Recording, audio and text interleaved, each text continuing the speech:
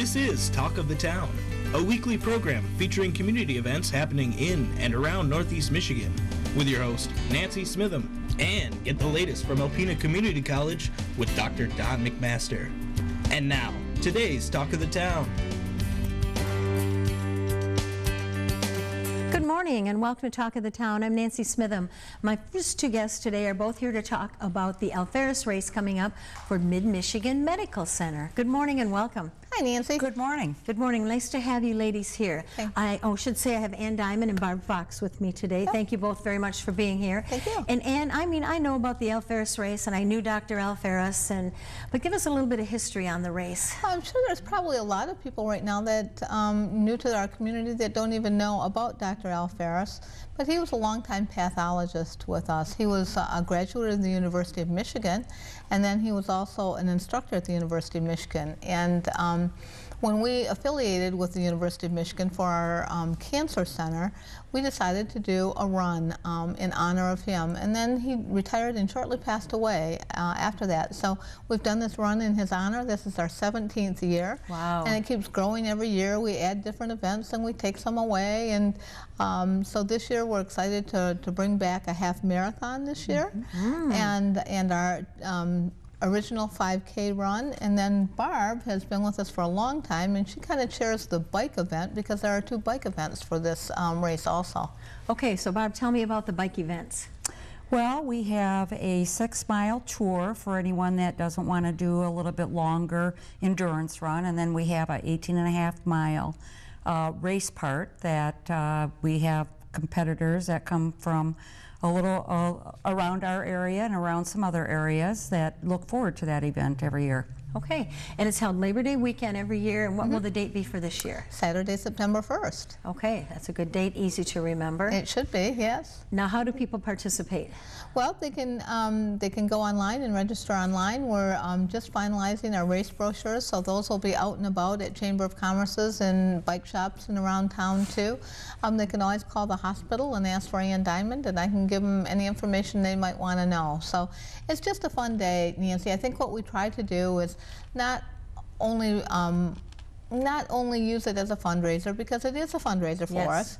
You know, we have many, many local businesses that sponsor this race, and we're so grateful for them for their participation and their financial support. But then we also try to promote kind of like healthy lifestyles. So we have a lot of families that participate. I know in the bike event we have a lot of families that sign up together, coming from Tawas and Oscoda, and maybe you can expound upon that a little bit.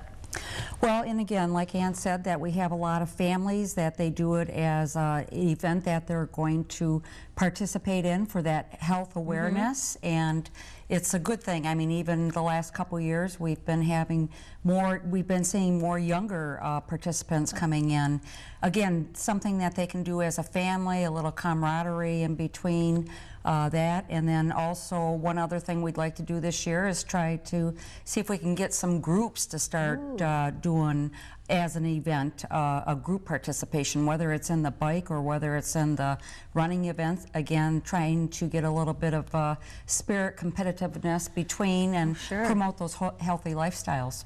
Now, Ann, do people pick up a packet, then they go out and collect donations? Is that how it works, or just registration? No, not really. It's just registration. This year we are, as Barb said, we're offering a team discount. Okay. So if you have a team of 4, you get a $10 discount, which brings it down a little bit. And if you have a team of 6, you get a $50 discount. So, like I say, you know, the hospital environment and health is changing, and we're shifting to more healthy programs and healthy lifestyles. And I think we've always had this on Labor Day weekend, just so if people are visiting the area, they can come and participate. It's an early event.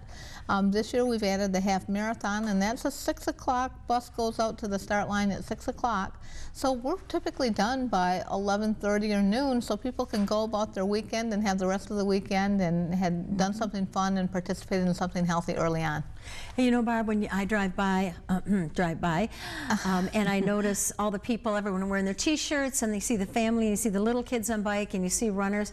It is a really neat event to watch because there are so many people who do come year after year. So if you're single, if you're a family, no matter what your age is, there's something you can do and come and enjoy, and plus raise money for our wonderful medical facility in our community.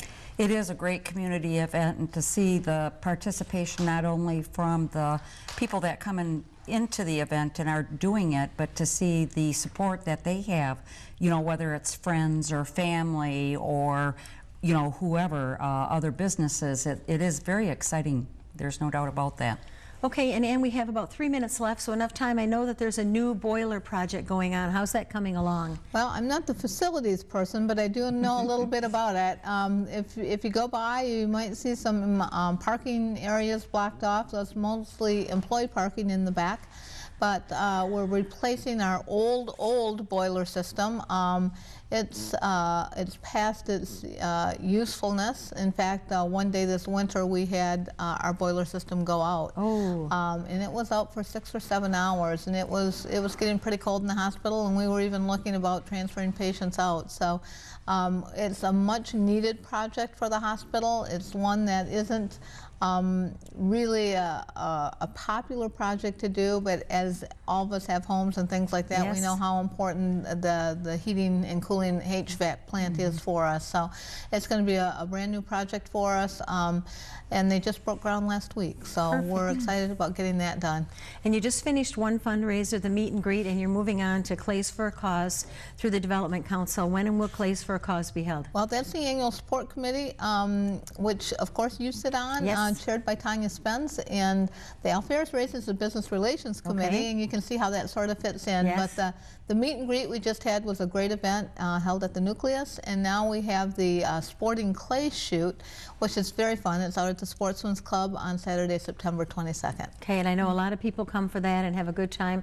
Same thing, if you're a single person and you like to shoot, we can match up with the team or get a team together and come out. You won't be sorry. It's a very fun event, and once again, it's something that's done early in the day so you can get on with the rest of your day. Absolutely, absolutely. Okay, we're out of time. I want to thank both of you for being here, and I look forward for some more information on the Alferez Race coming up. All right, okay, thank you. I'll be right back with Jessica Luther from Alpena County Library following these messages. Hi, welcome back. I'm with Jessica Luther from Alpena County Library. Hi, Jessica. Hi, Nancy. Before we started, I asked you the silliest question in the world. I said, things busy at the library? Oh my goodness, it's summer book club. Of course, you're crazy busy. Yes, it is. It is, you know, everyone's favorite time of year. We have the summer reading program, and it's rolling out on June 25th and 26th. Okay. We have the regular summer reading club that Mary Clute puts together for the children, you know, for ages 3 to 12. And this year's reading goal is 720 minutes, wow, and so that's a pretty reasonable goal in my opinion, you know. But then if you reach the goal, you get the pass to the ever famous carnival that's at the Aplex. So we're really excited. Mary has been hard at work for the past few months, just getting everything put together. So sign up will be starting on June the 26th. Okay. And we have an online tool this year called the Wandu Reader that was given to us, given to all public libraries actually in the state of Michigan through the Library of Michigan and Demco Software. So people can log in, parents can control their entire family's logins. So we're trying to make it a little easier, but also, you know, people who still like the old-fashioned filling out the piece of paper and coming into the library and reporting on their books, we still have that option available. There's no worries that they're not going to be able to report if they don't have a computer at home or a smartphone or anything. That's the fun part of it all, to listen to the interpretation of the book. Yeah, so we will have laptop stations at the library, and we will have our volunteers who will be there for people to come and talk about their books. But we're really excited. It's I'm a numbers person, so I really like being able to hit a button and see, you know, where we are at any moment. So it's pretty exciting for me. What's the theme for this year's event? So this year the theme is Libraries Rock, which you know, we all know that. Yes, they do. Yes. So we're going to be doing some really cool stuff. We've got the kickoff on the 26th with the magician Gordon Russ, and then we are doing a kind of a joint program with the Besser Museum on July 5th that we'll be doing fossil time and crafts. It's called Rocking for the Library. And we've got magic shows, we've got comedy shows, and we've got a dance show, Shake, Rattle, and Roll. And the Ann Arbor Hands-On Museum is going to be coming back to do some science stuff with us. And we've got a play coming that, oh goodness, it's some storytellers based out of Ann Arbor will be coming to do that. And then the carnival, of course, is August the 1st, and it's going to be, you get your 720 minutes in, you get a full pass to the carnival, and you have games. We're going to have food for sale for lunch. Nancy will be there with all of her fun maker crafts, so we're really getting some stuff together. And then for our older kids, we have the teen summer reading, the summer rockin' reading, and that kickoff is June the 25th, and we will be doing that. We're going to have some crafts and sign up, and the Friends of the Library will be giving books away to all of the age groups. We're doing a make your own concert t-shirt, concert style t-shirt with Scotty Johnson from Family Enterprise. We're super excited that he's coming. He's such a cool guy.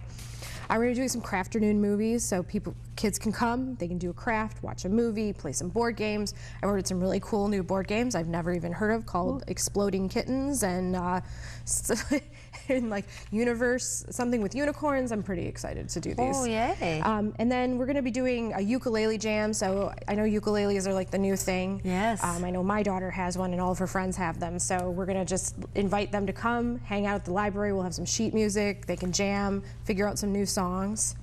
And we'll do a wrap up. We're going to have some tacos. We're going to talk about the reading program. Then we're going to talk about what the library can do a little more for that age group, since we haven't really been serving them very well. Nancy, of course, is doing her Maker Lab camp this year, and that is geared towards kids in 6th through 12th grade. Okay. And it is a digital storytelling and game design. Wow. So she's going to be doing, teaching you how to do 3D animations and interactive games, designing your own digital world for a video game.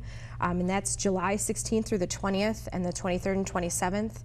So that, of course, there will be registration required, and the times and everything will be posted on our website.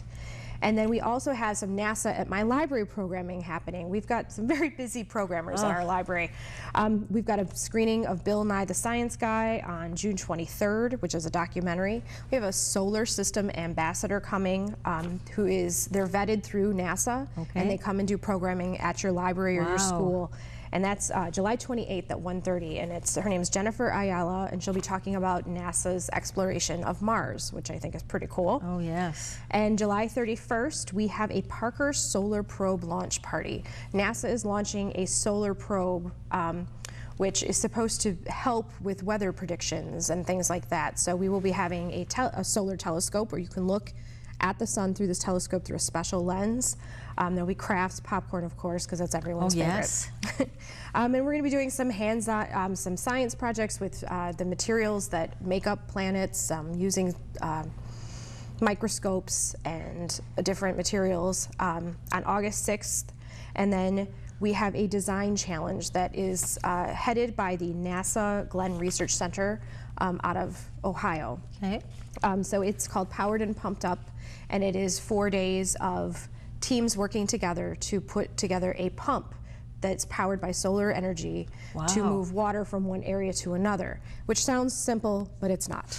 No. So Tina St. John, who's our head of NASA at My Library programming, she went through some training down in Cleveland, and they will all work together to build these different machines. There will also be a NASA expert available via webcam that they will be able to ask questions from, and they will be able to talk to.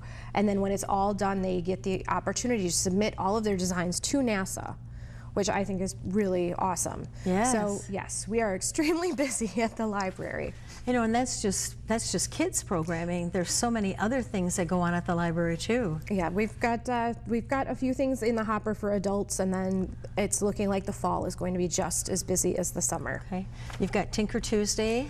We do. We have the Tech Help and Tinker Tuesday. We've got the Friends book sale is going to be coming up in August. Okay. So we are accepting donations starting July the 9th. Okay. So right now we can't accept book donations other than stuff that you would ordinarily put on the free table. So we're working on finding a spot. Everyone is so generous donating to our friends' book sale that we have them up to our eyeballs by the time the sale starts. So that keep your eyes out for when the friends will be posting the dates for the book sale. We're pretty excited. It's going to be go all summer. And you always need lots of volunteers for the summer book program. We do. You can contact Mary. She will be able to get you signed up and figure out the best place for you. We always need help for the carnival. That's such a big day that requires so many moving pieces. So it really helps to have as many hands on deck as we possibly can. And summer hours will be? We are open, we are no longer open on Sundays, but we are open Monday through Thursday from 9:30 to 9, Fridays from 9:30 to 5, and Saturday 9:30 to 5. Perfect. Lots of time for anyone to get in there, report their books, check out a book, do a book on tape. Just about anything that the library has. Lots of time, lots of hours. For sure, yep. Thank you so much. I look forward to talking to you next month. Thanks, Nancy. Please stay tuned for Dr. Don McMaster following these messages. Greetings, everyone. Welcome to Talk of the Town. I'm Dr. Don McMaster, president of Alpena Community College, and I'm pleased to have as our guest this morning Kevin Curtis, president, CEO of Besser Company, Brian Sushek, VP of Operations and Pipe for Besser Company. Gentlemen, we had a wonderful event this week. I was honored to be with you folks, and it was in Washington, D.C. at the Embassy of Israel. And you folks were honored, along with the WCCT, at something called a Byrd Foundation award ceremony. What is the Byrd Foundation? Well, Ryan certainly has a lot of the detail because he worked with the project from the beginning, but it's a binational Industrial Research and Development Foundation. And what this foundation was created about 50 years ago to provide funds for an Israeli company and an American company to develop a project. And it can be from as high-tech as you can get to developing wonderful concrete products at the World Center for Concrete Technology, and that's where we fit.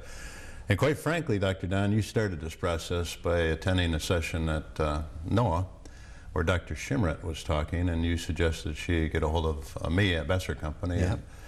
And it was a long process. And you want to tell us how we qualified for this project?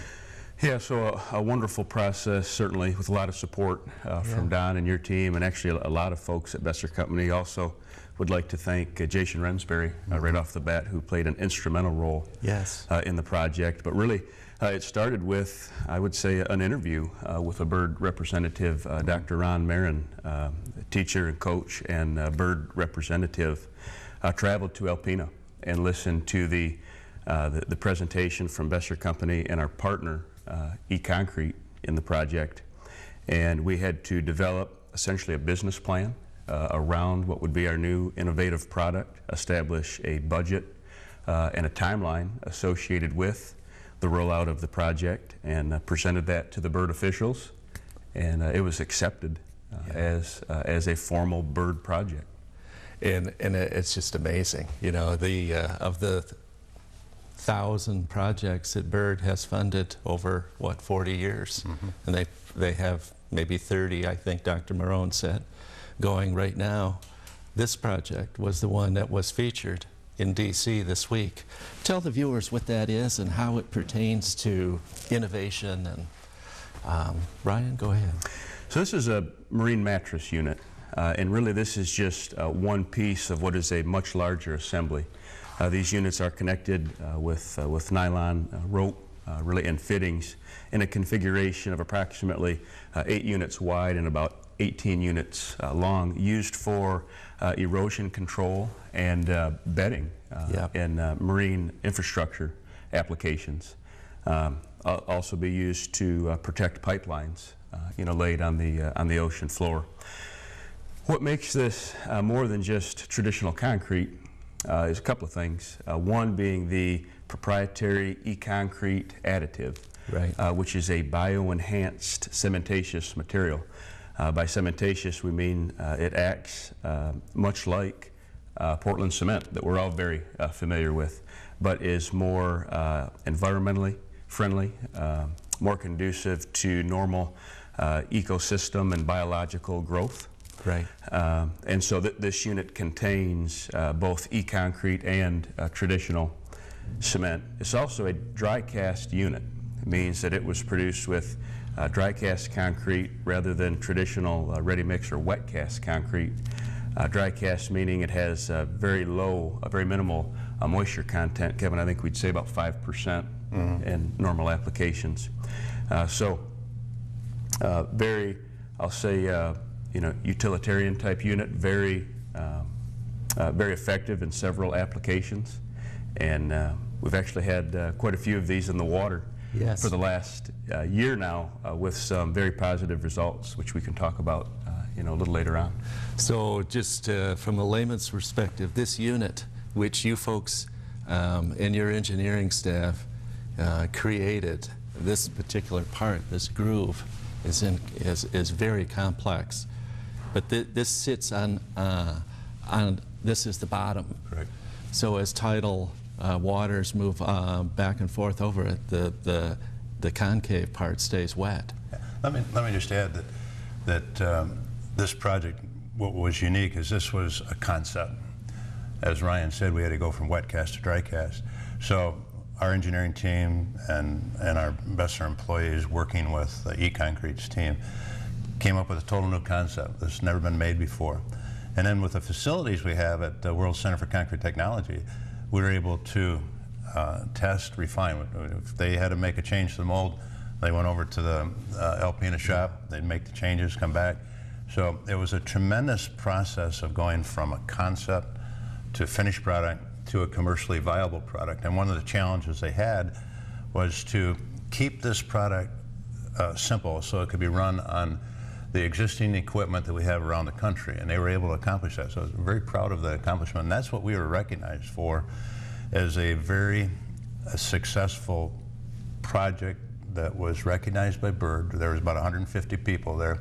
It was actually a summary of the BIRD annual meeting, the BIRD Foundation annual meeting, and we were recognized as these guys kept the record keeping on time.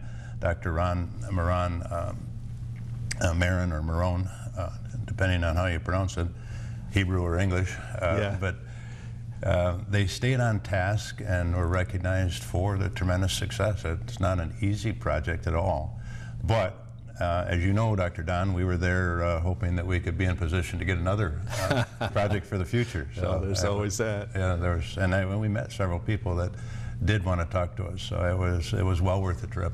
Well, we've got about 45 seconds left. I'd love to talk. We could talk for an hour about this, but I want to get your feeling. You did a wonderful job speaking to the group, and it made, for me personally, it made you did Alpena, Besser Company, ACC very proud. What were your feelings standing up there and speaking on this project? Well, I was very proud of the success of the project, and I had people like Ryan and Jason Rensbury that were not used to dealing with a project like this. And they took it on and made it very, very successful with a great team. They had lots of support, but I was very, very proud of the opportunity to talk about Alpena, our World Center for Concrete Technology, and this product. So it was fun. It was very fun for me. It was a wonderful night, and thank you both for what you've done in your team. An amazing accomplishment, something to make the entire area proud. And thank you folks for watching Talk of the Town. We'll see you again next week. This has been Talk of the Town with your host, Nancy Smitham and Dr. Don McMaster. For a list of community events taking place in Northeast Michigan, please visit our website at wbkb11.com and click on our community link. This has been a Thunder Bay Broadcasting Corporation production.